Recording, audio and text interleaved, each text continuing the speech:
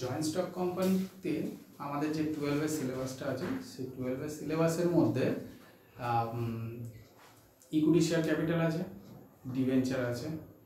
Equity share ক্যাপিটালে আমাদের যেটা আছে অ্যাকচুয়ালি 4 নম্বরের একটা অঙ্ক আছে, 6 নম্বরের একটা অঙ্ক আছে ক্লাস 12-এ ওয়েস্ট বেঙ্গল বোর্ডে। তো সেই জায়গাটায় দেখতে গেলে এই 4 নম্বরের অঙ্কটা নিয়ে স্টুডেন্টদের খুব প্রবলেম হয়।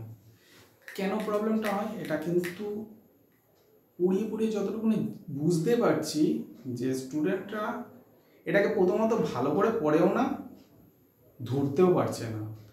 মেন প্রবলেমটা এই 4 নম্বরের অঙ্কতে আমার কমপ্লিট অঙ্কটা লাগছে না। 4 নম্বরের অঙ্কতে আমাকে জাস্ট ফরফিচার, রিইস্যু, ক্যাপিটালিজম নিয়ে আলোচনা করা আছে। আমি এই টপিকটার উপরে একটু আলোচনা করি 3-4টে ভিডিওতে ছোটো একটা সামসে আমার মতো করে আমি সলভ করার চেষ্টা করছি।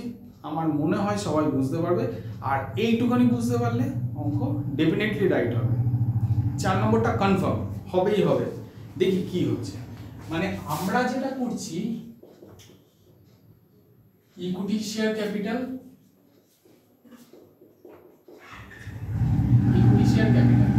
এখানে কিন্তু আমাদের ইস্যুর ব্যাপারটা নেই। এখানটা ব্যাপারটা হচ্ছে যে ইস্যু কমপ্লিট হয়ে গেছে, যে শেয়ারগুলো ফেল হয়েছে, আই মিন কলস ইন এরিয়া রয়েছে। এবারে কলস ইন এরিয়ার তো কোম্পানি হোল্ড করে রাখে না, ওটা ওরা কি করছে, ফরফিট করছে।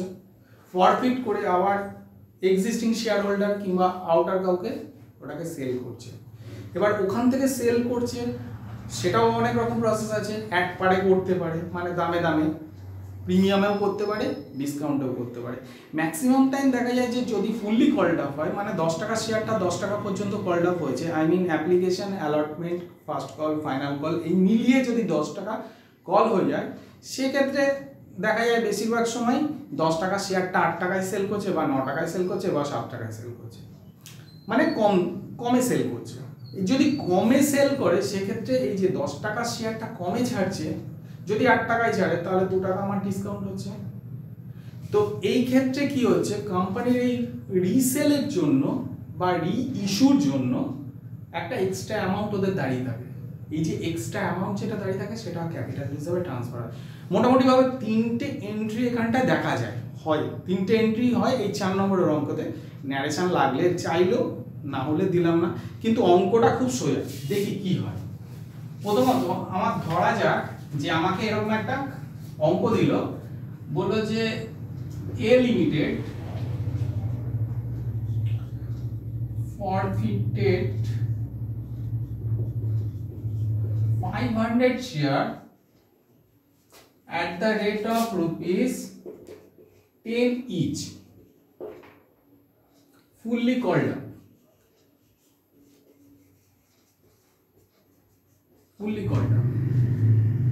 but fully called up, non-payment of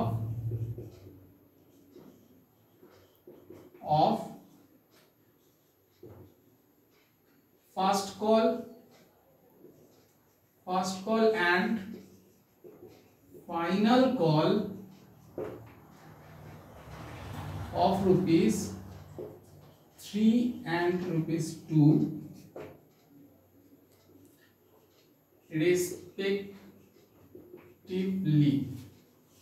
respectively.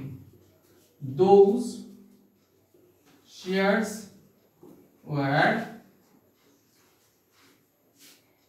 reissued at rupees 8 each. এরকম একটা দিল, এ লিমিটেড প্রফিট করছে 500টা শেয়ার, যেটা 10 টাকা, পুরো ফেস ভ্যালু 10 টাকা, ফুললি কলড আপ, মানে 10 টাকা পর্যন্ত কলড আপ হয়ে গেছে, মানে first call, final call, application, allotment called up হয়ে গেছে পুরোটা। কমপ্লিট হওয়ার পরে বলছে যে non payment of first and final call of rupees 3 and rupees 2, মানে ফার্স্ট কলটা হচ্ছে 3, ফাইনাল কলটা রুপিস 2। এটা কিন্তু নন পেমেন্ট আছে। 10 টাকার মধ্যে এই 3 টাকা দেয়নি, 2 টাকা দেয়নি, সব শেয়ারের না, এই 500টা শেয়ারের। এবার বলছে those shares were reissued at rupees 8 each, 8 টাকা করে রিইস্যু করছে। তাহলে নরমালি কি হচ্ছে, নরমালি হচ্ছে কি, প্রথমত আমাকে জার্নালটা এখানে করতে হবে। এই 4 নম্বর অঙ্কতে আমাকে ফার্স্ট টাইম জার্নালটা করতে হবে। প্রথমে ফরফিচারের এন্ট্রি, ফরফিচারের এন্ট্রি মানে ফরফিচারের বাংলাটা হচ্ছে বাতিল।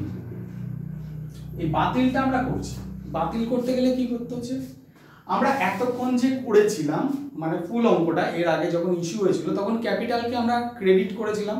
এখানে সিঙ্গেল এন্ট্রিতে পুরোটাকে ক্যান্সেল করব। কি করব, কিচ্ছু দেখতে হবে না। প্রথমে equity share capital account debit করব। কলসিন এরিয়া ডেবিট করেছিলাম, কলসিন এরিয়াটাকে এটাকে ক্রেডিট করে দেব। আর টু ফরফিটেড শেয়ার, এই এন্ট্রিটা করব। এটা ফরফিচারের এন্ট্রি। অ্যামাউন্ট গুলো কি হবে, প্রথমত ইকুইটি শেয়ার ক্যাপিটালে 500টা শেয়ার 10 টাকা করে ফেস ভ্যালু, যতটা পর্যন্ত কল আপ হবে বা ফুল ভ্যালু কল আপ হয়েছে ফুল ভ্যালু নেব। আমার 10 টাকা পর্যন্ত কল আপ হয়েছে তাহলে 10 টাকা নেব। যদি 10 টাকার জায়গায় 8 টাকা পর্যন্ত কল আপ হতো আমি 8 টাকা নিতাম। তাহলে এখানটা হচ্ছে ক্যাপিটালে হচ্ছে 500 ইনটু 10, আই মিন এখানটায় 5000 আমার ক্যাপিটালে আসার কথা। এই 500টা শেয়ার থেকে আমি 5000 টাকা পাওয়ার কথা ছিল। বাট কল সিনেরিয়ার কোথায় হয়েছে, এই 500টা শেয়ারে ফার্স্ট কল আর ফাইনাল কলে 3 টাকা আর 2 টাকা মানে 5 টাকা।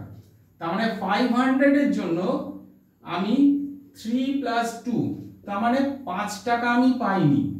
তার মানে 2500 টাকা পাইনি। এটার মানেটা হলো কি, 5000 টাকা আমার পাওয়ার কথা ছিল, 2500 আমি পাইনি। তাহলে পেয়েছি কতটা, পেয়েছি 2500। যেটা পেয়েছি সেটা ফরফিটেড শেয়ারে ঢুকে গেল। একদম সিম্পল। 5000 টাকা পাওয়ার কথা ছিল, কলসিন এরিয়া 2500, দ্যাট মিন্স আমি এটা পাইনি।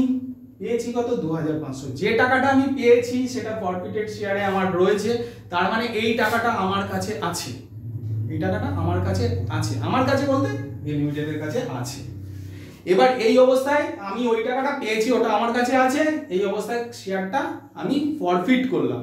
এবারে রিইস্যু করব। রিইস্যুটা মানে হচ্ছে পুনঃবিলি, পুনরায় বিলি করছি।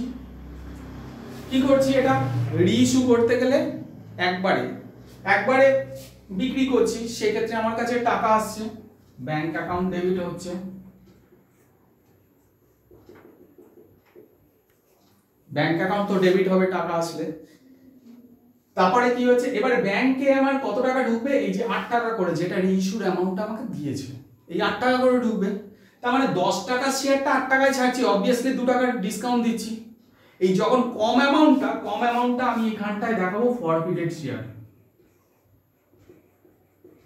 ফরফিটেড শেয়ার অ্যাকাউন্ট ডেবিট করব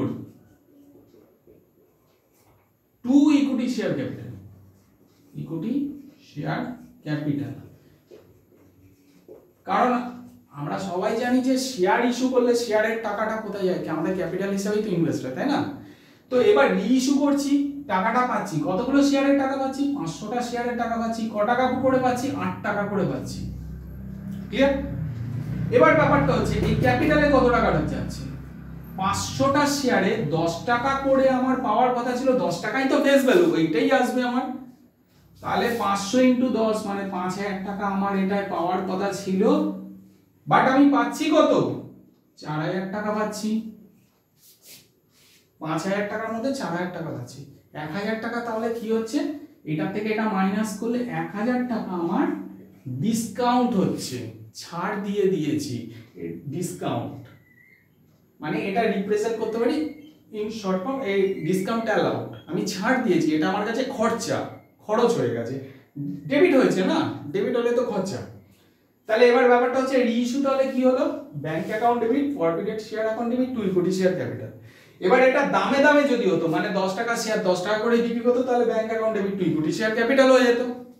যদি বেশি দামে 10 টাকা শেয়ারটা 12 টাকায় যদি রিইস্যু করতাম, তাহলে আমার এখানটায় 12 টাকা করে হতো, এখানে ইকুইটি শেয়ার ক্যাপিটাল 10 টাকা করে হতো, 2 টাকা সিকিউরিটিজ প্রিমিয়াম আসতো। ব্যাস এই তো, এটার মধ্যে আবার আলাদা কিছু নেই।